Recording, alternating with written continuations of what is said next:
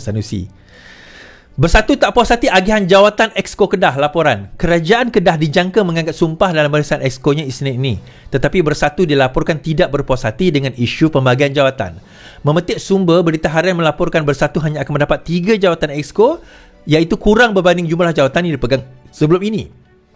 Kami sangat kecewa dan kesal apabila dimaklumkan hanya diperuntukkan 3 jawatan Exco. Sedangkan pada penggal lalu kami memegang 5 jawatan.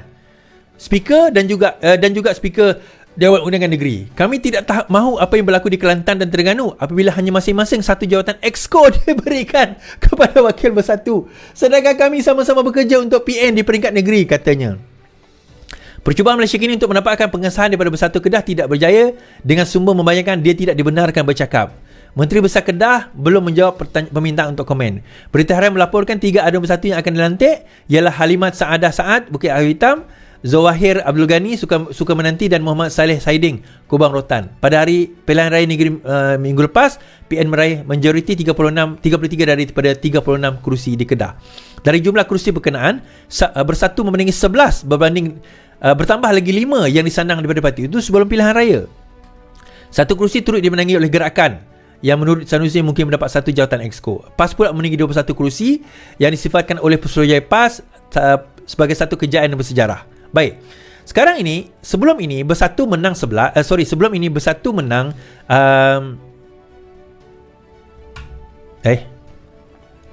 Bersatu hanya menang 6. Bersatu hanya menang 6 sebelum ini, Bersatu 6 sebelum ini tetapi dapat 5 jawatan Exco. Berbanding sekarang ini mereka menang 11 tetapi hanya diberikan 3 jawatan Exco. Nah, ada yang bertanya juga, Selangor tak angkat sumpah lagi Menteri Besar dia, macam mana? Tuan-tuan, ni saya nak cerita lah. Sultan Selangor tengah gering. Beliau berada di London menjalankan rawatan. Jadi baru balik hari Jumaat semalam, maka mengangkat sumpah itu akan berlaku pada hari Isnin. So jangan tak tahu jangan geng-geng PN ni sembang lebih sangat. Bukan tak mengangkat sumpah, tapi masalahnya Sultan Selangor tidak ada di dalam Malaysia pada waktu selepas pilihan raya negeri tempoh hari kerana beliau gering. Kerana beliau sakit. Sebelum ini menjalani rawatan di London. Dan Sultan dan Yang di-Pertuan Agong pun melawat baginda. I think semalam kot ke hari ni, semalam maksudnya, dalam hal ini. So kalau tak tahu, tak payah komen. Kan? Tak payah komen. Tetapi sekarang ini apa yang kita nak bagi tahu, daripada jumlah Exco yang dinyatakan ini, kalau benar Senin ini hanya 3 yang mengangkat sumpah, benda ini adalah satu tamparan hebat kepada Bersatu.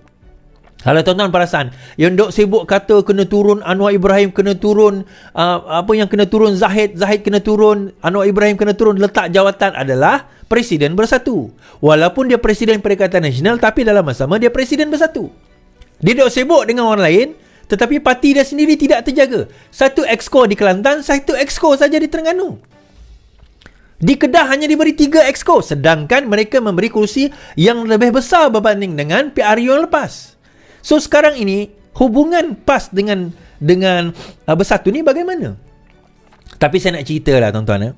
Ini pengalaman kami bersama dengan PAS. PAS ni memang begini. PAS memang begini. Ini perangai dia. Jangan korang tak tahu. Jangan anggap dia PAS, dia akan berlaku adil dia orang yang baik kerana membawa Islam. Tak tuan-tuan. Islam itu hanya pada slogannya. Islam itu hanya pada slogan. Slogan dia saja yang Islam. Lebih daripada itu tak ada Islamnya. Tak ada pun Islamnya. Tak nampak, tak tertonjol, tak termetri Islam dia.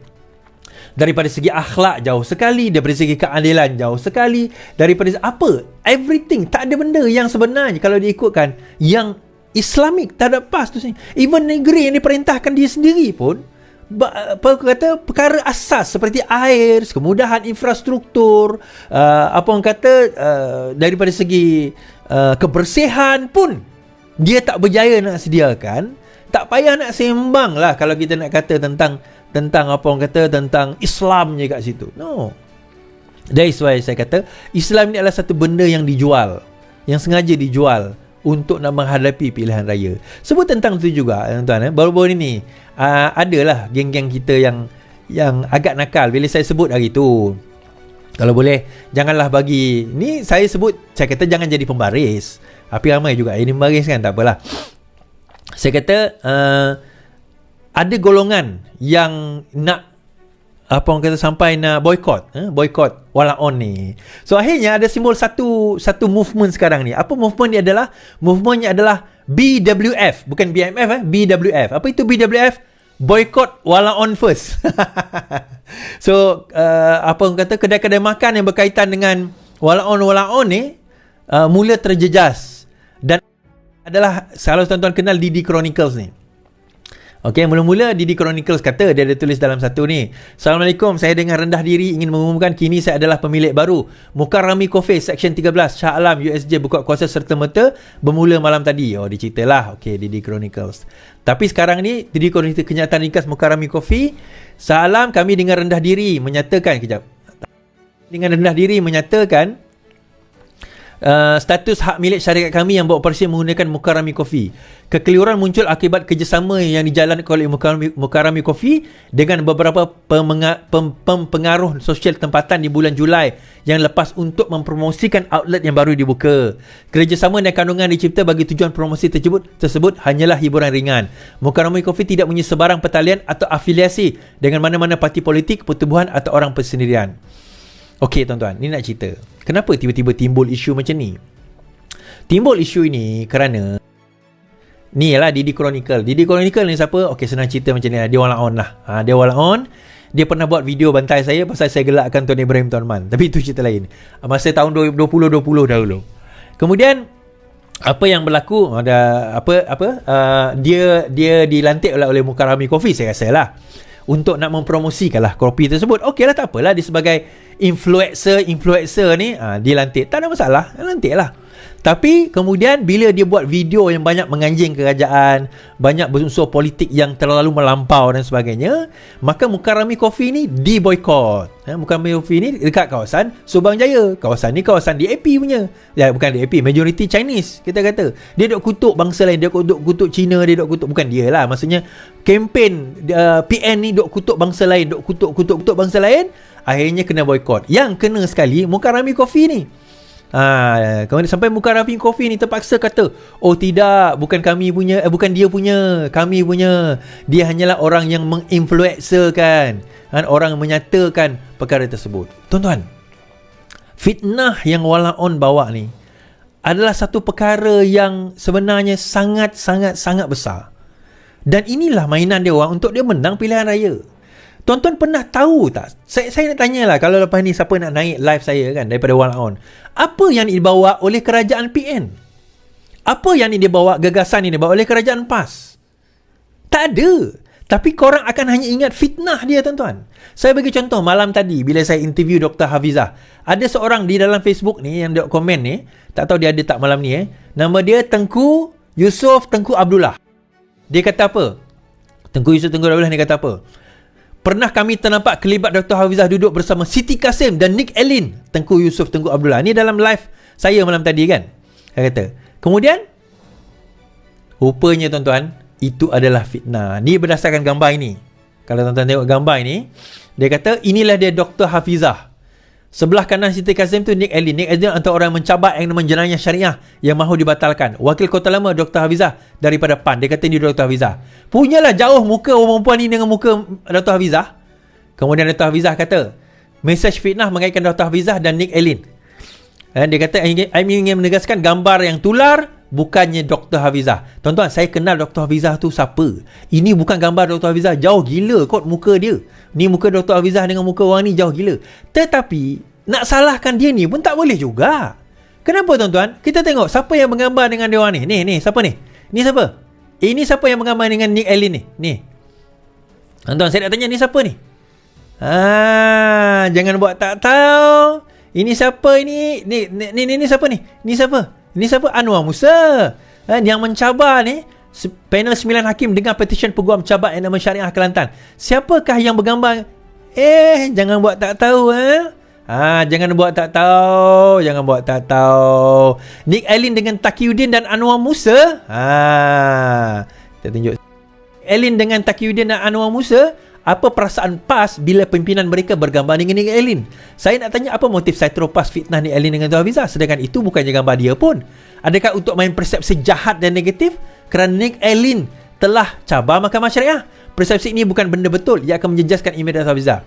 Takdir Allah SWT, Allah balas terus. Rupanya ada gambar pimpinan PAS pusat dengan Nick Elin. PAS nak jawab macam mana sekarang? Ambil kau? Ambil kau. Ambil kau. So macam mana? Yang ni macam mana? Ada komen? Yang ni macam mana? Ada komen tak ni? Ke tak ada? Ya, sebab apa? Bagi PAS tuan-tuan, mudah je. Macam saya kata tadi, balik kepada isu Syiah. Balik kepada taktik Syiah. Yang penting apa? Maki dulu. Yang penting fitnah dulu. Kerana apa? Fitnah di dalam bagi diorang lah. Saya tak kata Syiah, tetapi bagi diorang tak berdosa. Maki bagi diorang tak berdosa. Kerana perjuangan Islam. Itu bukan perjuangan Islam tuan-tuan. Itu bukan kaedah perjuangan Islam.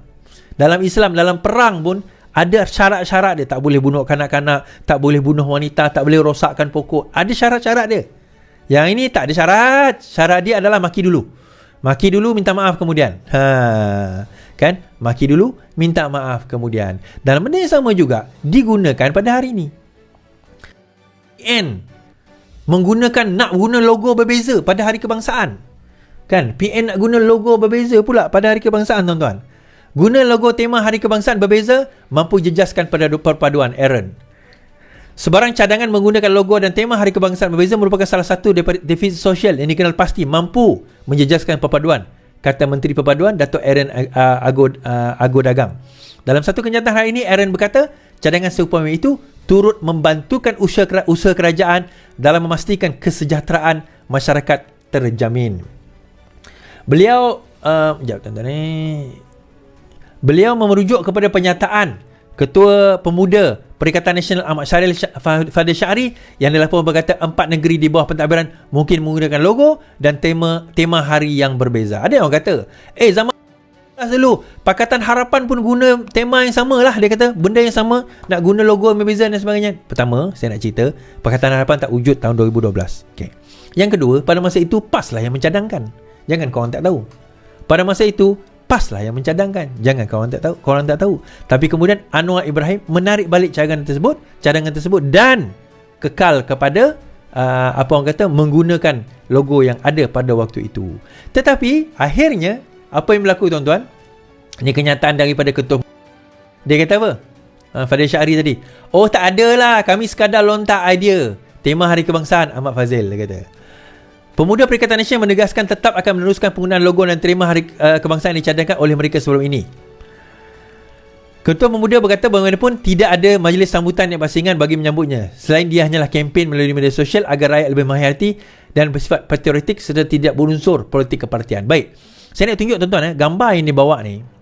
Kalau tuan-tuan kira di biru ni bukan biru bendera Malaysia tau. Itu yang pertama. Kedua, bintang di dalam biru ini, bintang ni dalam bulan bintang ini ada 16 bucu. Kita orang dah semak itu ada 16 bucu. Bintang itu bintang apa? Aku nak tanya, bintang itu bintang apa yang dibawa oleh PN ni? Dari situ nak cerita patriotik. Bintang tu pun korang salah. Nak cerita patriotik apa benda? Bintang tu sendiri dah salah dah nak digunakan. Nak cerita patriotik apanya? Kita nak bagi tahu. Sebenarnya tak ada patriotik tuan-tuan. Mereka sengaja nak memecah belahkan negara kita, nak menghancurkan negara kita, nak menakut-nakutkan investor masuk ke dalam negara kita. Itu tugas utama mereka. Yang penting, kalahkan dulu, jatuhkan dulu kerajaan yang ada. Itu yang penting. Dan itu yang utama bagi mereka. Yang lain tu tak penting. Bagi mereka yang lain tak penting. Tak penting.